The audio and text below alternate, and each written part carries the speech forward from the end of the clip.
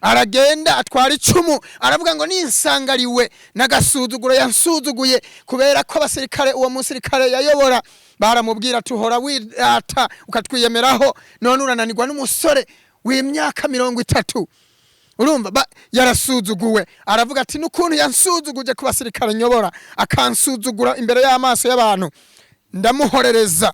Kumuhorereza ni Kinyarwanda gikomeye, mu Kirundi baravuga ngo ndamwihora. Haleluya.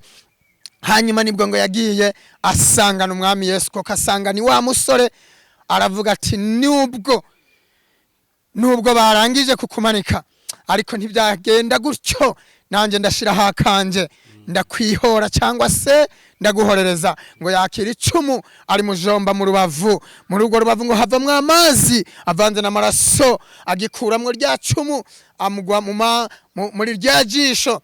Rya jisho ryari rihumye, uriya musirikare yari yavutse ari impumyi y'ijisho rimwe, ahita humuka. Byarasobanurwa ngo ijisho ryose rizamwibonera. Ntabwo byari ngombwa ko amubonesha ijisho rimwe cyangwa se amurebesha ijisho rimwe, kubera ko ijambo ry'Imana ritabesha, rivuga ukuri iteka ryose.